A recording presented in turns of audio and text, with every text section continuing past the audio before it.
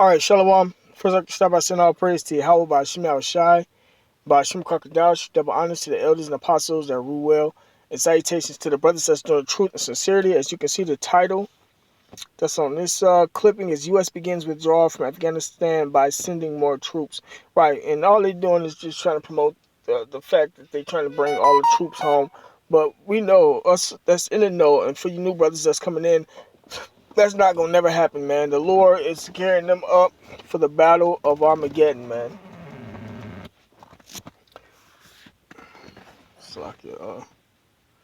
And that's the judgment. This is Isaiah chapter 55.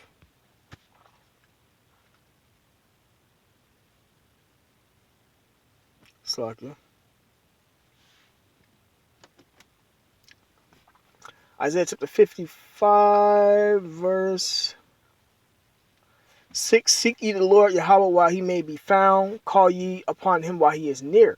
Right, so that's it's imperative for brothers to get this understanding and this truth, while we have the chance. Let the wicked forsake his way, and the unrighteous man his thoughts, and let him return unto the Lord Yahweh, and he will have mercy upon him, and to our power, for he will abundantly pardon. Right, man.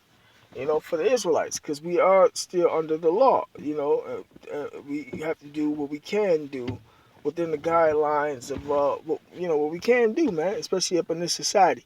The law is not done away with.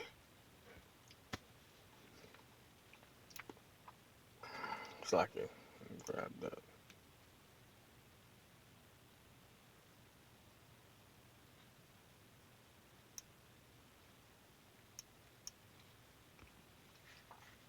Romans chapter 7, verse 1. Know ye not, brethren, for I speak to them that know the law, which were the Israelites, how that the law hath dominion meaning rule over a man as long as he liveth.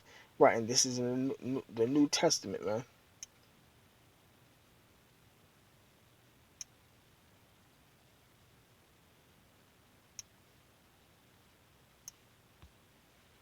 It's like, yeah.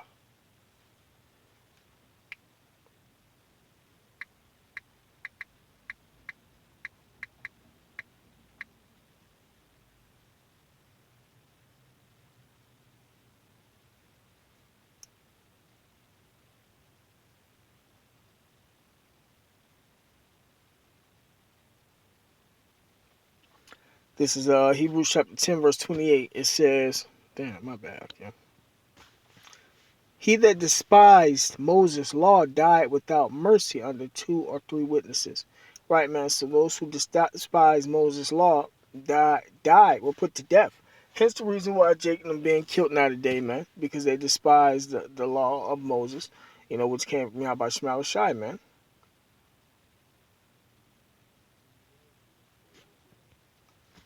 And here's the proof. It says, of how much sore punishment suppose ye shall he be thought worthy, who hath trodden under foot the Son of the Most High, and hath counted the blood of the covenant wherein he was sanctified an unholy thing. And that's how Jacob treat the knowledge and understanding that we give them, which is the word of Yahweh Shema Shai, man. They deny Yahweh Shema Shai, man. It says, wherewith he was sanctified in an holy thing, and hath done despite unto the Spirit of grace. For we know him that hath said, vengeance belongeth unto me. I will recompense, saith the Lord. And again, the Lord shall judge his people. Right, so if you was wondering why Jacob was being judged, it's because of that fact, that they're denying the truth, man. So, go back to this Isaiah 55.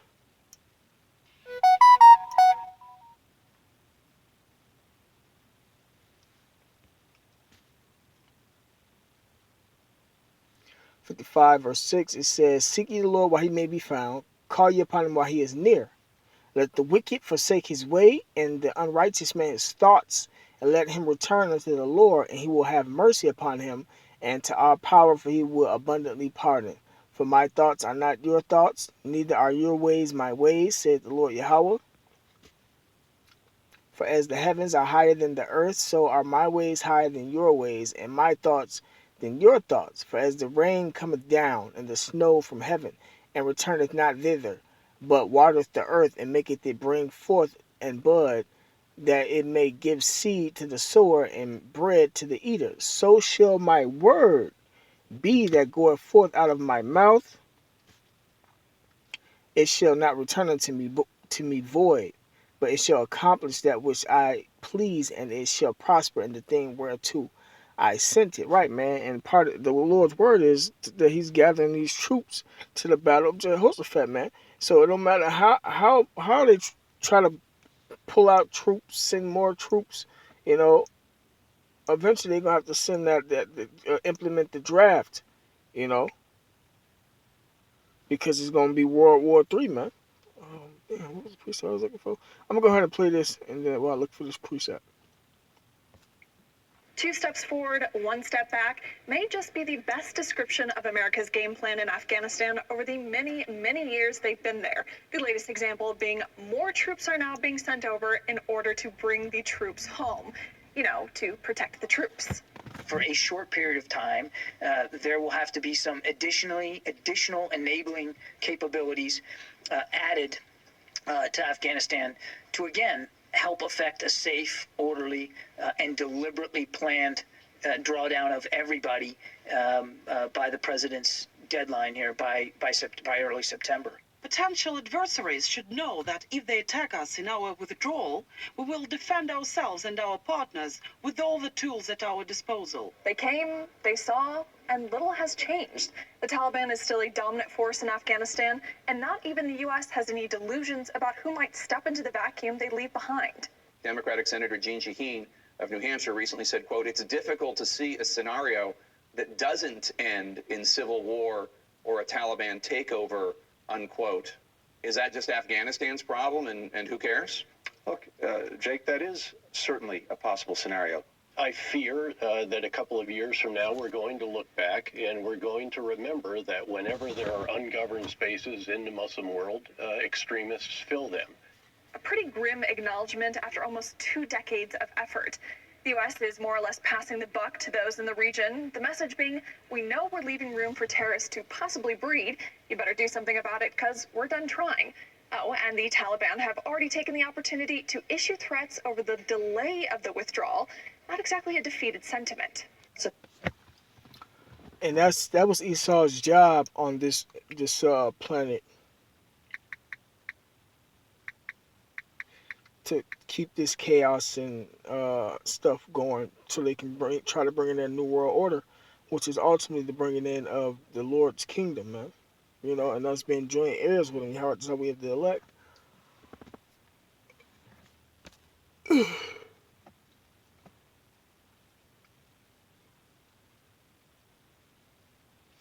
This is Revelation chapter 6, verse 4. It says, "And there went out another horse that was red, and power was given to him that sat thereon to take peace from the earth." Right, that red horse represents Esau, Edom, the so-called Caucasian race, and they have taken peace from the earth. That's why there's so much war and chaos going on in the Middle East. And that they should kill one another, and there was given unto him a great sword. Now Esau was blessed with that sword in the beginning, man, and he's been ruling this world with that sword, man. His missiles, etc.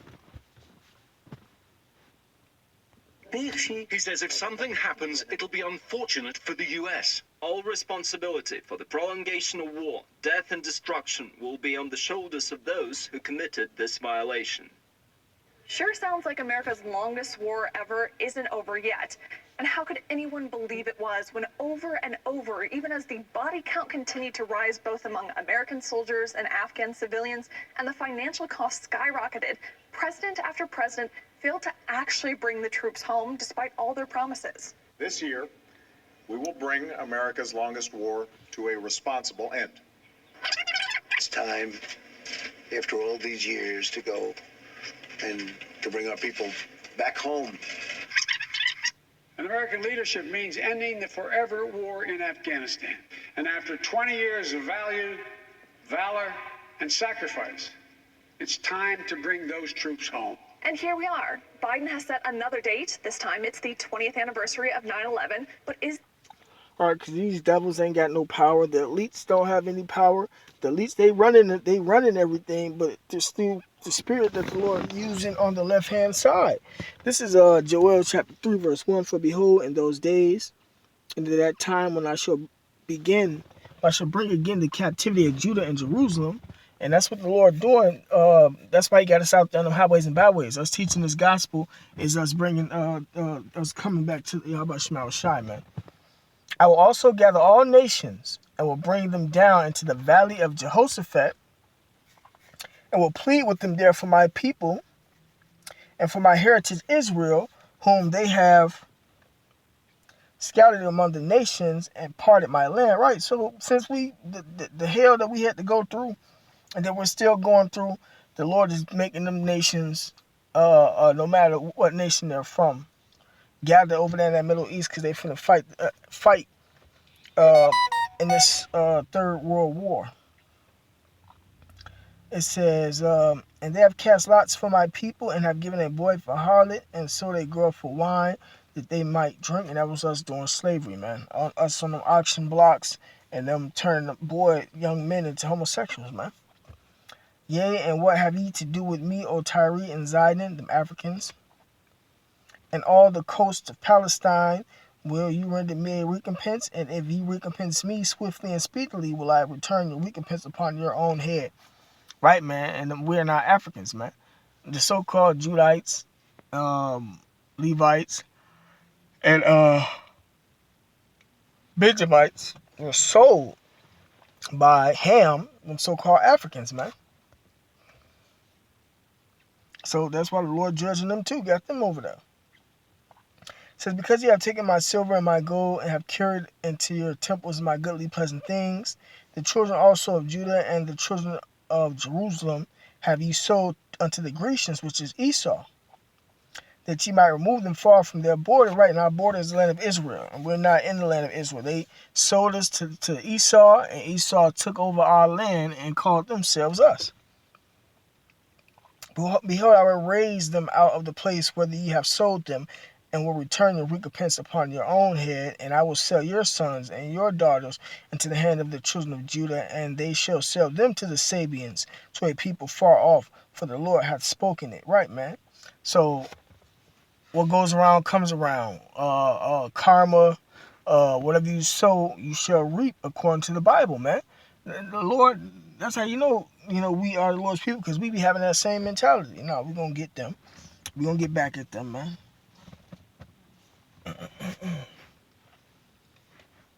It says, proclaim ye this among the Gentiles, prepare war, wake up the mighty men, let all the men of war draw near, let them come up, right? Beat your plowshares into swords and your pruning hooks into spears. Let the weak say I am strong, right? So that's the nations gearing up and getting ready for this war. Is the end? Because his administration also insisted the U.S. isn't abandoning Afghanistan and has promised to remain, quote, deeply engaged in the country. Another step back then, it seems. The anti-war answer coalition's Brian Becker thinks that the scheduled U.S. withdrawal from Afghanistan doesn't necessarily mean the troops will head home. The U.S. has a permanent military machine. It has 800 military bases. When the U.S. says it's leaving a country, it's not like the old days when a war ended and the American troops demobilized, as happened up until the end of World War II. Because we have a permanent military-industrial complex, it just really means that these troops will be redeployed. The Taliban can now simply wait the United States out and intensify the harassment, the attacks on the existing Afghan military and Afghan police forces. These attacks are going to intensify. The Taliban is going for it. They know they basically won the war. The U.S. has to, at some point, leave, even though, as I said, they won't really leave the region. They'll be nearby. I mean, I think the writing is on the wall. There's going to be either a Taliban government or a government of so-called national unity, which will be dominated by the Taliban.